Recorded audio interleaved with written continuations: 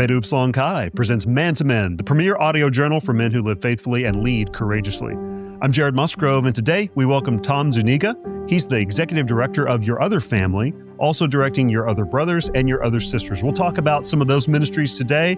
Been really excited to talk to Tom. Tom, welcome aboard Man to Men. Jared, thanks for having me. Just the title alone, Man to Men, like we'll get into my story, but to be on a podcast, to be included among men is like so near and dear and ironic when I look at this scope of my life. So I'm just, super humbled and honored to be with you today. Well, I'm looking forward to some of the guys learning more about the scope of your life and the story God's been telling with your life and just some of the conversations and ministry he's led you into. A mutual friend connected us. And as I said, I've been wanting to hear more from you and share that conversation with the guys. So I've been looking forward to it. Let's just start here. You know, you published a memoir maybe 10, 15 years ago or so, where you first publicly shared about your experience with same-sex attraction.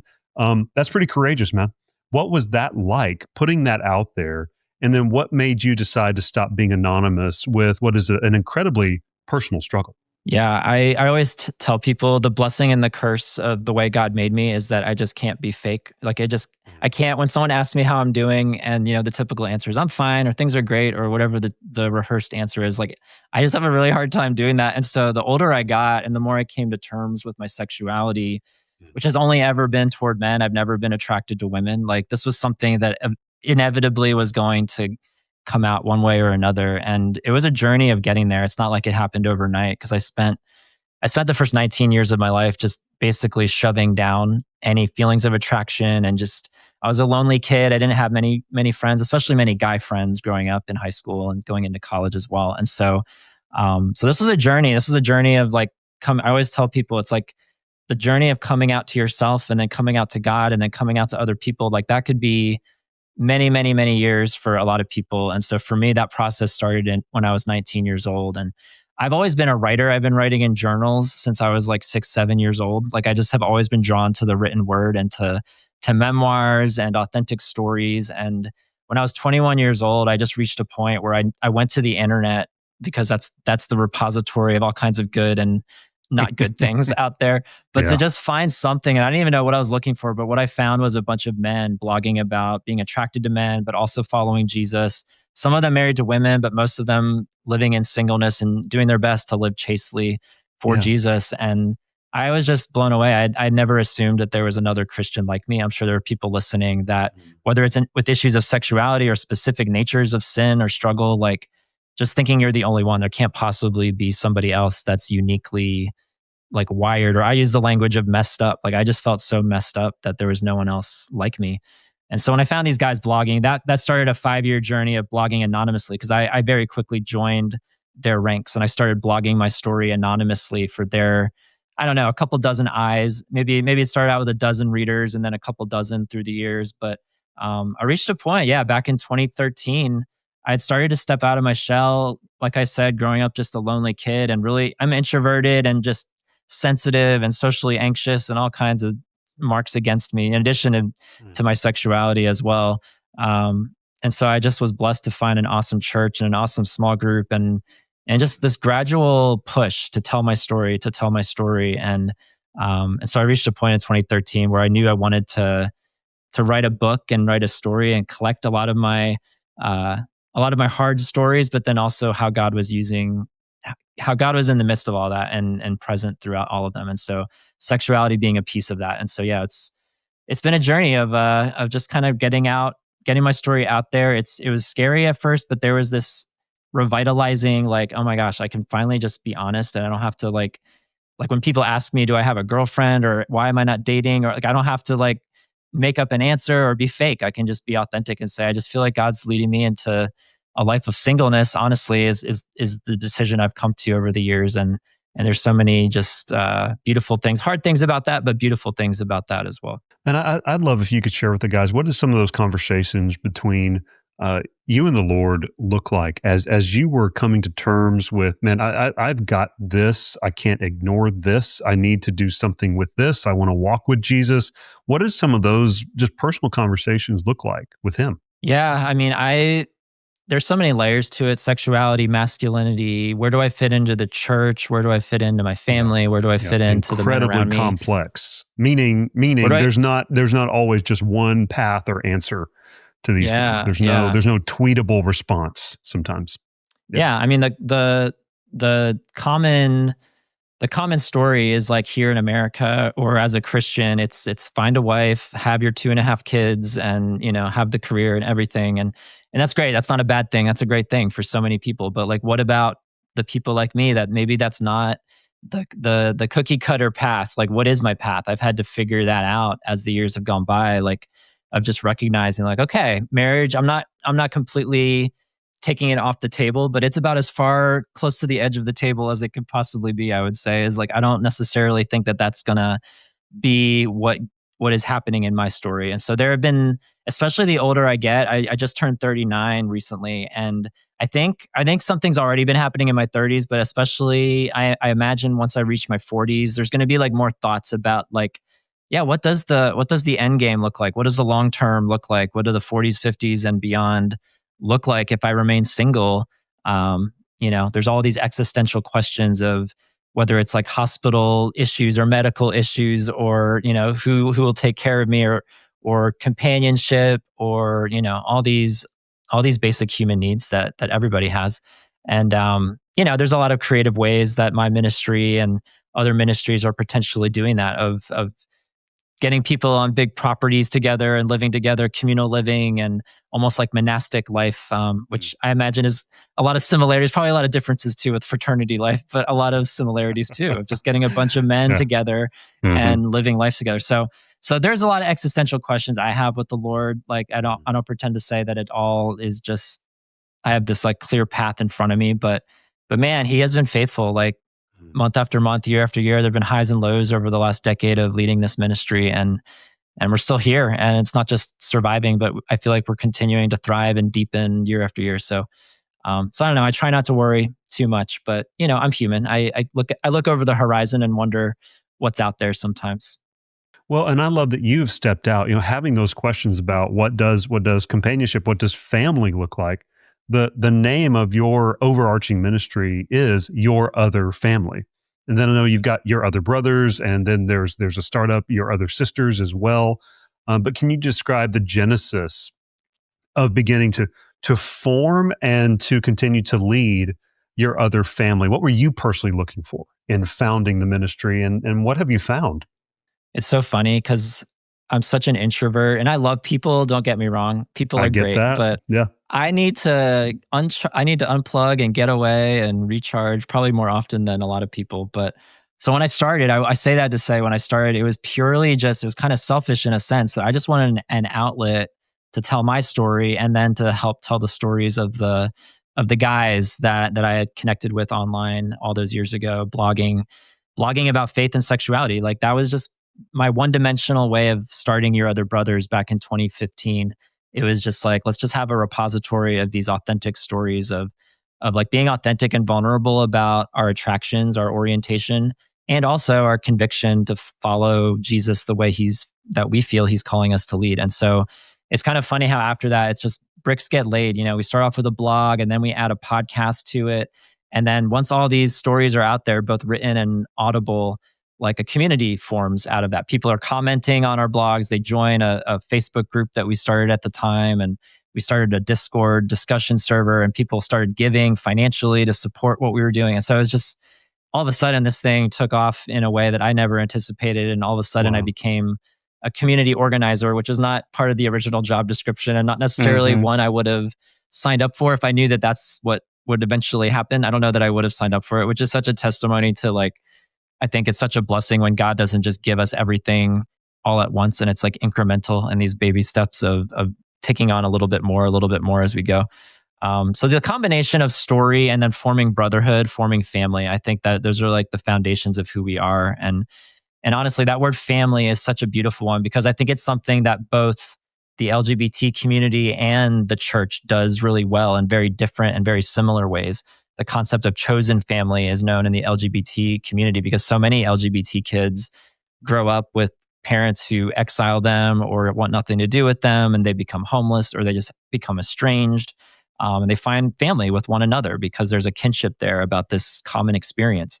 And then you look in all throughout Scripture, and this notion of family of, one of my favorite scenes in the entire Bible is when Jesus is on the cross and he introduces John to Mary and Mary to John, and as like mother and son, like you're now mother and son, even though you're not biologically related, you are family. And this concept of the church being a family and the family of God. And so that's kind of like the bridge we're walking, is that we have so much common life experience in our community that we get each other on a level that is hard to put into words. And we also follow Jesus, not to put that as a secondary thing, but that's like simultaneous to that. We also have that in common. And so there's just this beautiful kinship that's developed through the years, the longer we exist.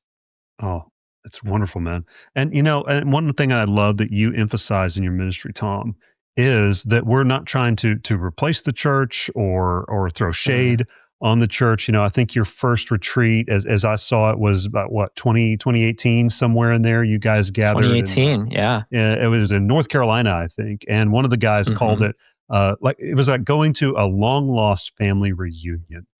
What do you think was happening in that room and in the retreats that you're leading and in your ministry that normally doesn't happen in current church settings? What do you think the difference is? Yeah, I mean, that line has stuck with me for almost a decade now, that long lost family reunion, because the joke going into that retreat, 47 people from I think three or four different countries, like people from the UK came over to that. It's like it was either going to be an amazing weekend or it was going to be just a hot mess, total disaster. Like 47 people meeting for the first time. Like I don't know, and I've never led a retreat. Like I was like we were going into that totally blind, and thankfully it was the former. It was definitely just an amazing time together of just recognizing, that common experience that it's hard to put into words. Like when you're in a room together, and we had worship nights together where we played instruments and sang songs in a room together.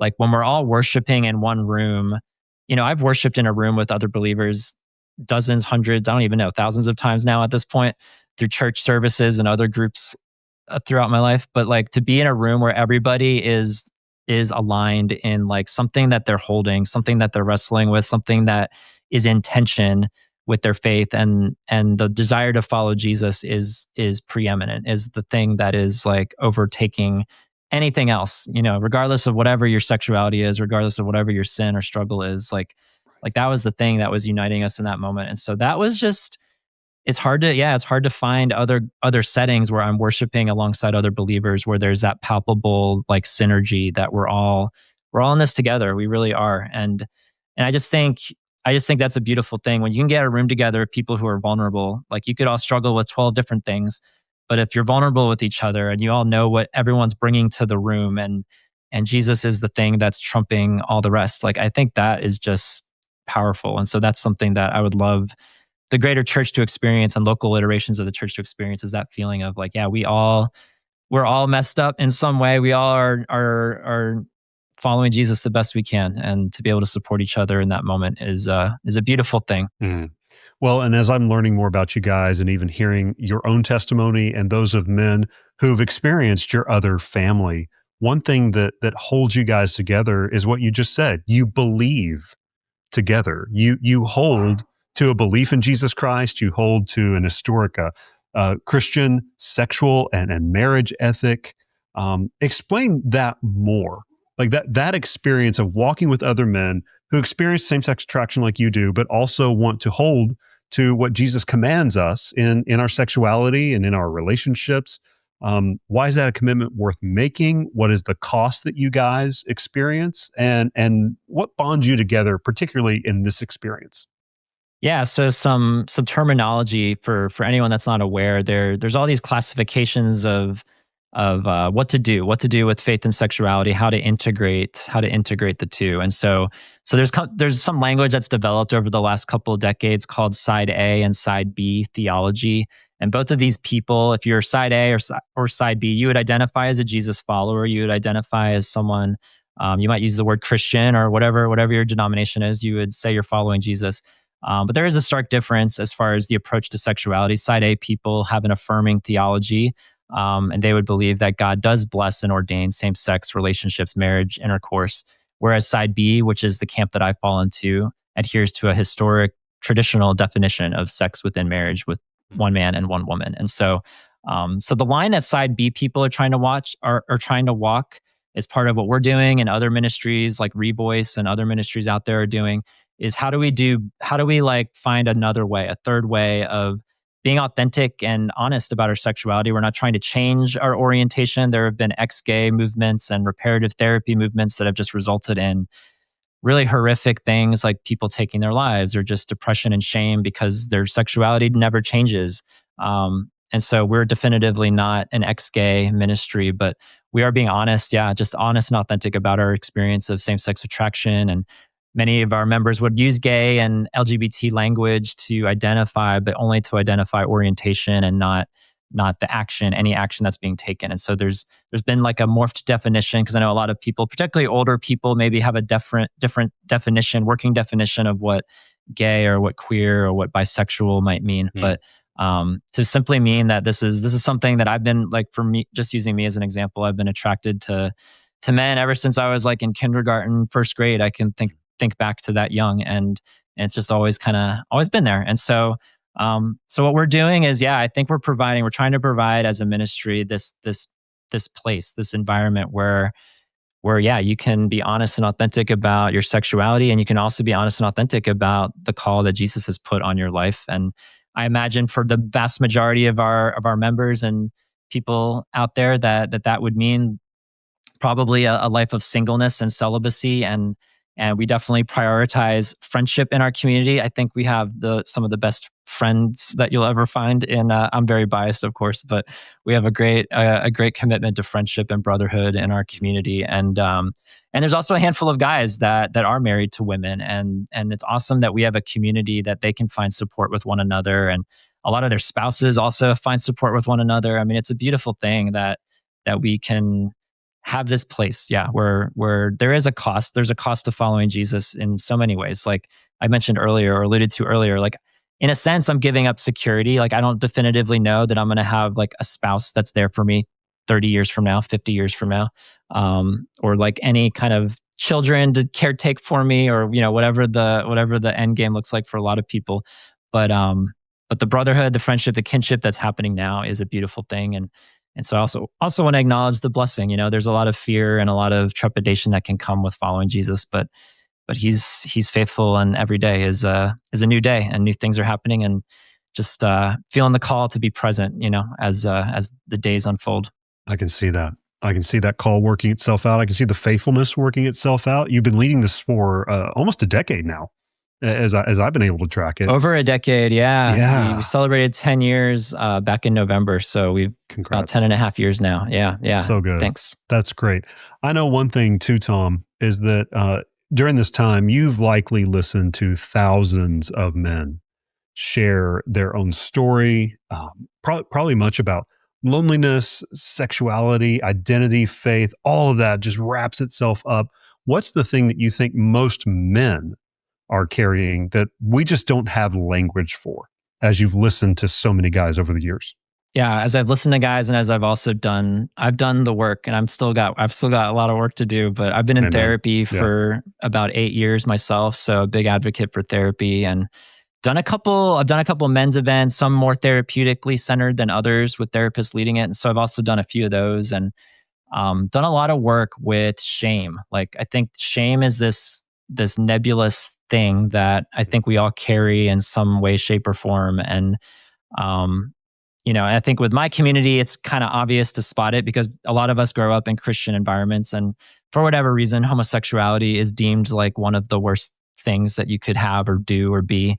And so there is like a lot of obvious shame centered around sexuality for members in our community. But you don't have to be attracted to the same sex to experience shame in your sexuality. I mean, regardless of who you're attracted to, or the kinds of things that turn you on, or anything like masturbation or pornography, or anything that you get into. I know also a lot of members in our community, I don't know if this is common across our generation or just our community, like we just didn't, a lot of us anyway, didn't have a safe, trusting place to talk about sex growing up, or to process sexuality, whether in schools or at home or at church. And And so that just adds to the thing that's already confusing for a teenager coming of age, like to then to feel like you can't talk about it in a safe environment has also been something to reckon with as I've become an adult and thought back on my own childhood and how I developed the way that I did. And so I don't know. I just think being able to name your shame and being able to understand your shame, I think, is a huge step one to figuring out how to move forward in this life, because that can anchor you down for such a long time. And I think in general, men, there's a lot of differences between gay and same-sex attracted men and straight men, but I think something that I've noticed a lot of men across the board share in common is that it's just really hard to ask for help. I think there's this, I'm a very independent person, and asking for help is one of my least favorite things. I want to be able to do everything by myself and figure it out. And that includes figuring out my sexual struggles and figuring out my shame and figuring out all this stuff. And so to be able to lean on other men in particular has been a big part of my growth. And it's scary. Like, it's scary to put yourself out there and trust that another man or another person in general isn't going to reject you and turn you away. But as I've leaned into that, as I've trusted the men that God has put around me, like, it's only been, I've only seen like 100-fold times positive results where it's like, it's scary to take that leap and step out, wondering if they're going to catch me or hold me, but they inevitably they have. And so I'm grateful for that. But yeah, I encourage men when they're struggling, especially with mental health, with sexual struggles, to reach out sooner than later, because that is something that can take a while to climb out of and escape. Man to Men is made possible in part by our partners at Southern Seminary. Guys, if you're sensing a call to ministry, you already know that's a serious calling. The question is how you'll respond with faithfulness. That's why Southern Seminary has created a resource to help you think through your next steps. At sbts.edu/called, you'll find biblical wisdom for discerning your calling and encouragement for following God's direction. And when you're ready to prepare, Southern Seminary is here with the Master of Divinity, the trusted degree designed to ground you in God's Word and equip you for a lifetime of ministry.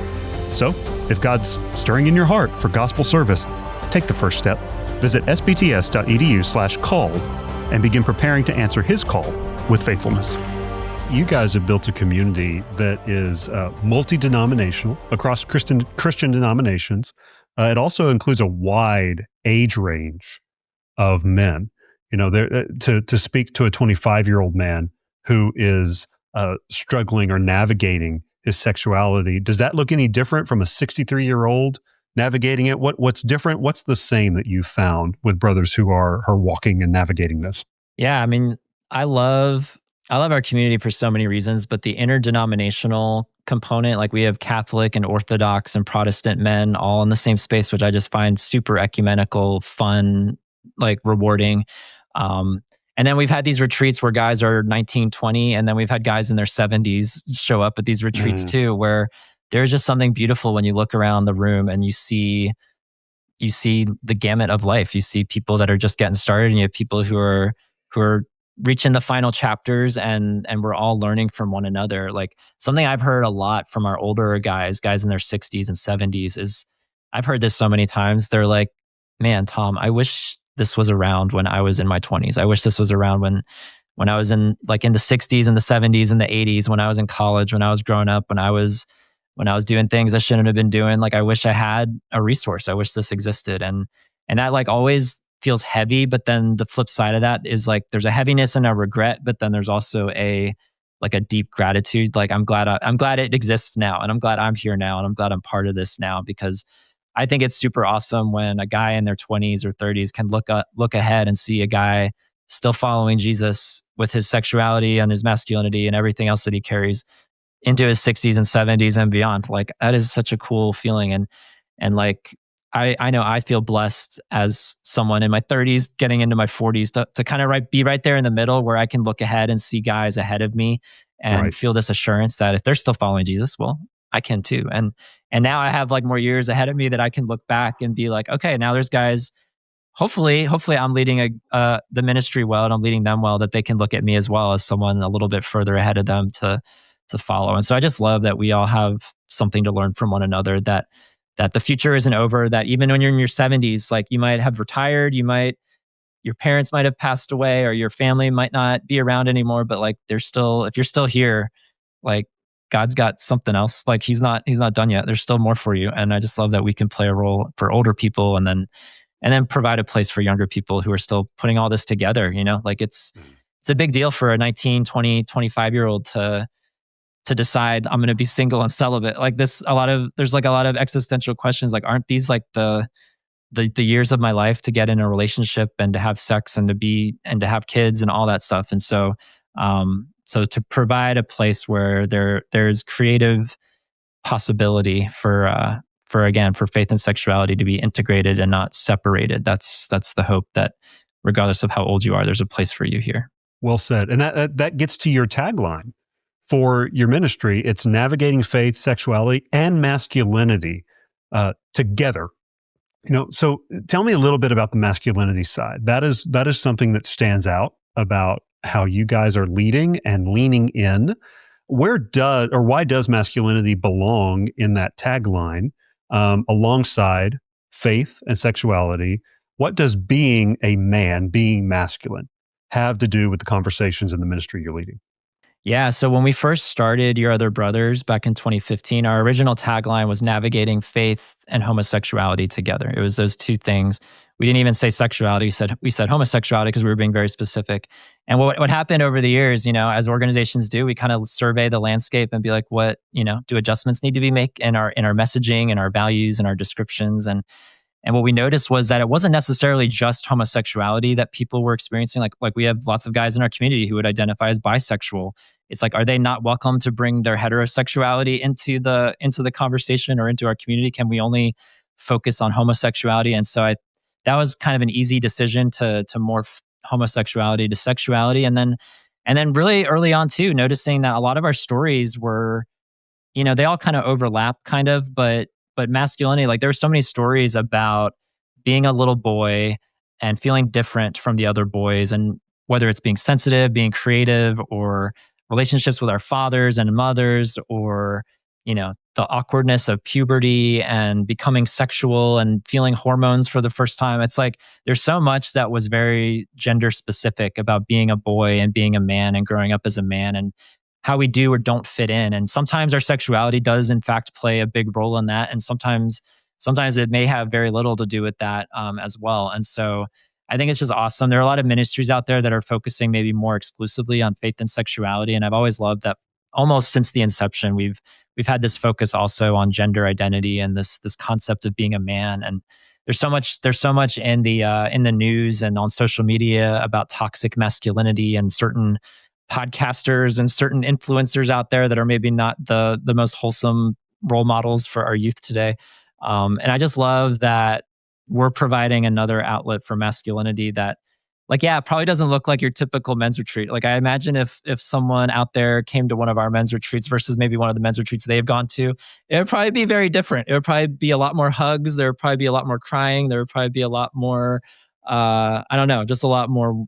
I don't want to say anything else, but yeah, just a lot more warmth, maybe a lot more sensitivity. But I just love that. Yeah, we have such an eclectic mix of men that masculinity doesn't come in a one size fits all box. There might be a lot of common traits for the majority population, but yeah, we're trying to just provide this alternative extension rather of masculinity. And you read a few of our blogs or listen to a few of our podcasts, and you'll get a sense of that, I think, pretty quickly about, yeah, we're inherently wired differently. Sexuality plays a role in that, but yeah, we're just trying to find something deeper. And it's really awesome, yeah, to just find a group of men who, like me, are not wanting to be fake and just be real with each other and support each other.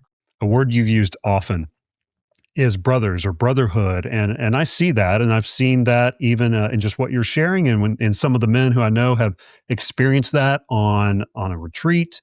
And so if you can, as much as you can, walk us through, what does one of those retreats look like? What does it take to actually build the kind of brotherhood that you're talking about? And the reason I'm asking this is because I'd love to pull the veil back as much as we can, Tom, because I think regardless of what a man is facing, a lot of men's groups just don't get there ever. And I think we all want that. So as much as you can, share what is happening on these retreats, and what does it take to actually build the kind of brotherhood that you're talking about?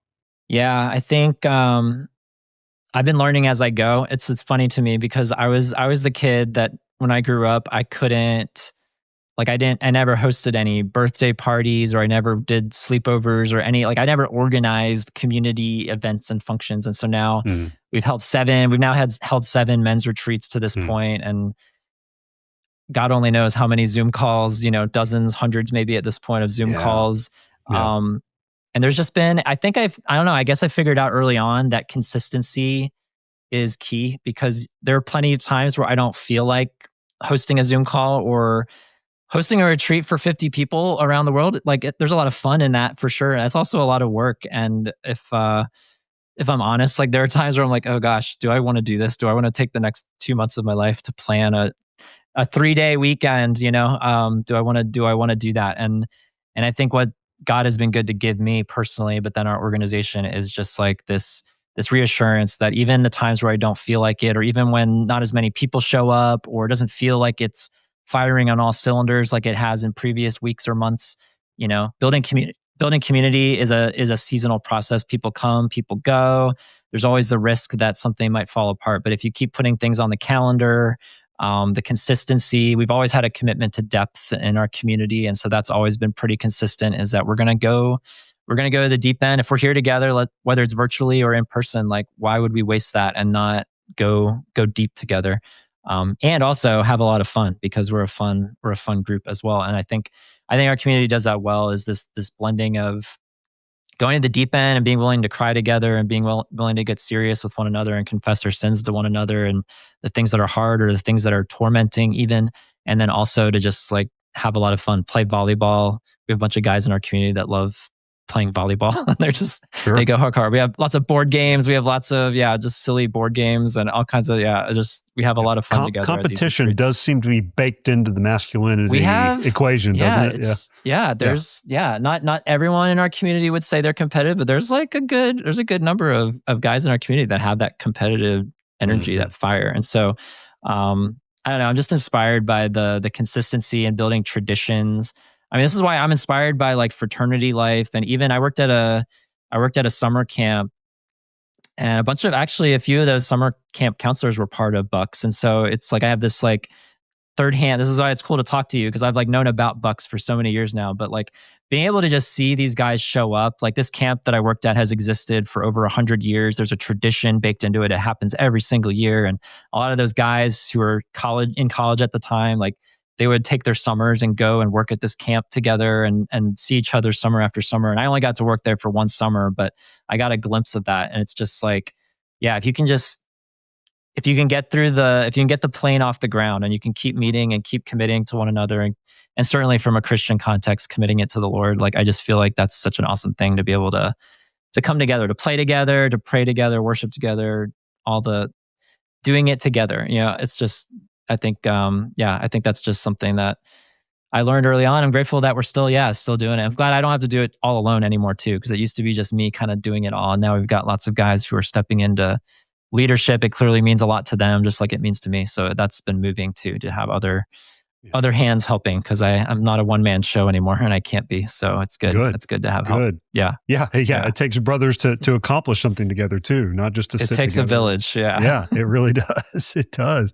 And that's one thing that's cool, Tom, is like you guys have really built a community for men to not walk alone in that sense in any case. And yet I'm sure that even amongst your community, you still, and maybe you still feel this way. I know I do, with different things that I'm struggling with, or I'm thinking like, man, I thought that this was taken care of. What would you say to a guy in your community who's feeling like, man, I'm doing everything that I can, to do right, to do righteously, and yet I'm still hurting, I'm still struggling. What's the message for that guy? Man, don't give up. I look back on my life, and there have been so many times.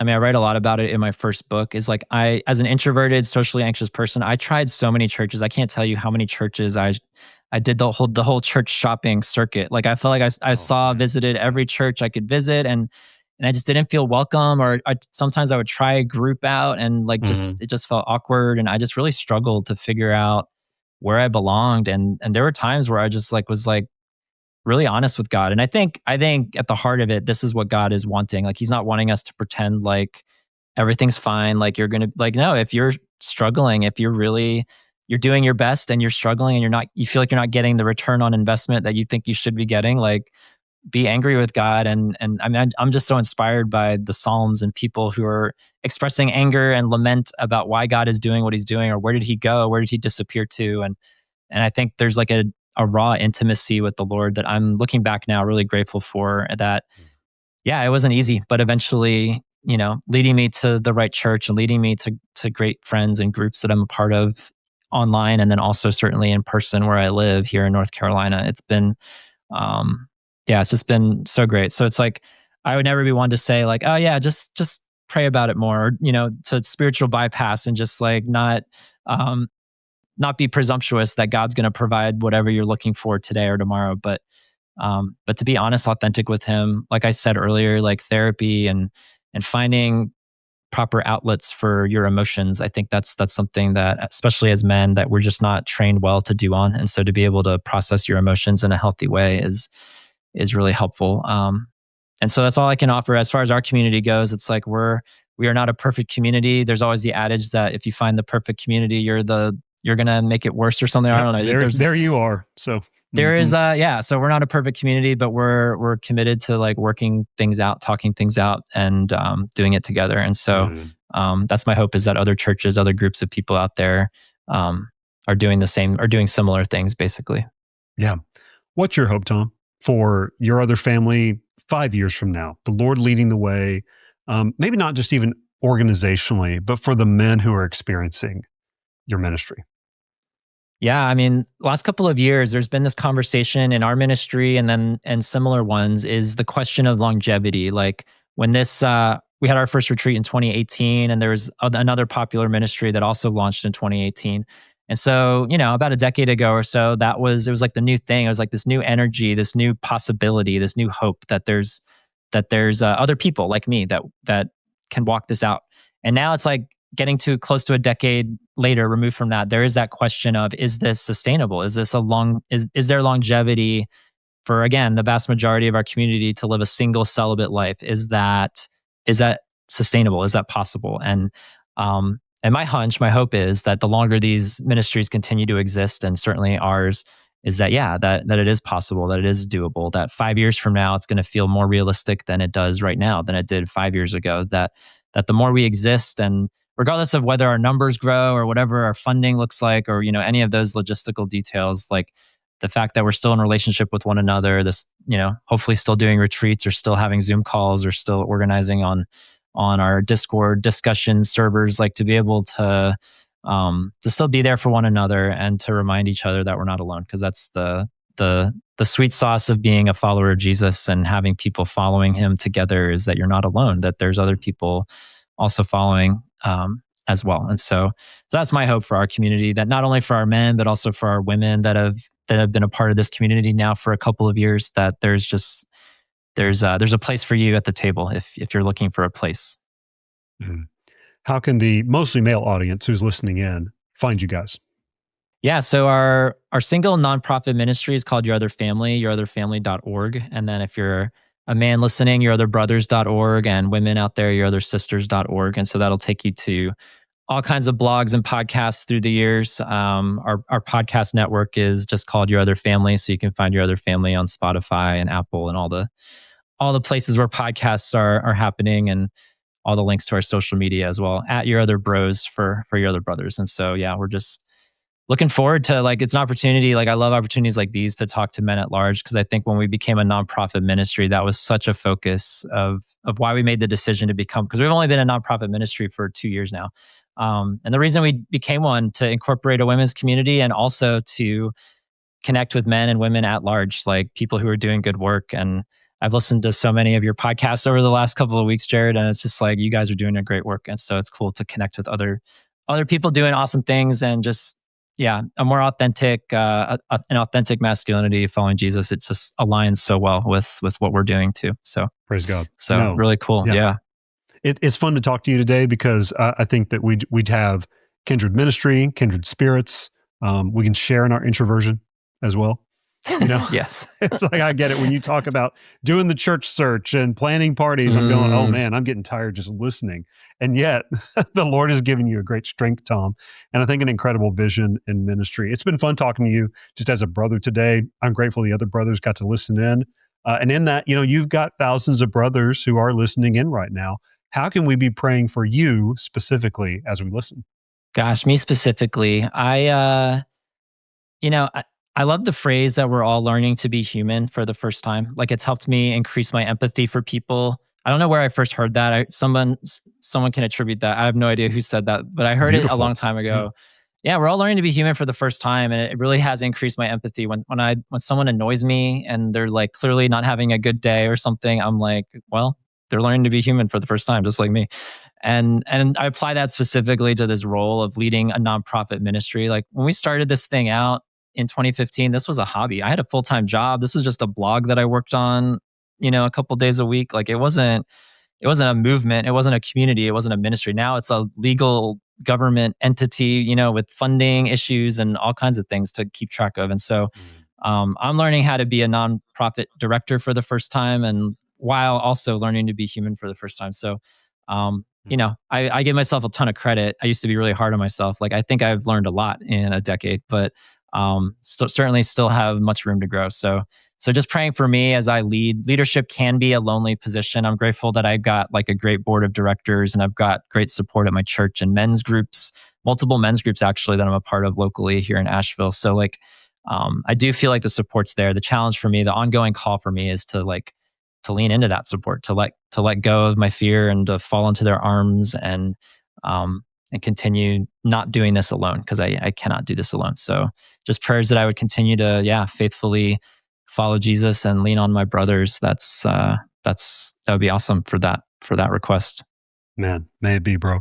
Praying with you. Grateful for the work. We'll continue praying for you and your other family and just all the good work you guys are doing. I'm so glad you came on today to share it with us. Thanks so much for having me. It was so great. So great talking to you, Jared. Good to have you, Tom. Man to Men is powered by Beta Upsilon Chi, commonly referred to as Bucks. What if I told you that one of the most spiritually transformative places on a college campus might not be a church program or a campus ministry, but a fraternity? That's Bucks. Everywhere, every day, Bucks men and alumni are raising families, leading in organizations, and strengthening churches to impact our communities for Christ. You can find out more about Beta Upsilon Chi by transliterating our Greek letters and adding a .org. That's byx.org. We are produced, rather well I might add, by the good gentlemen of the Good Podcast Company. For Beta Upsilon Chi, I'm Dr. Jared Musgrove with Man to Men.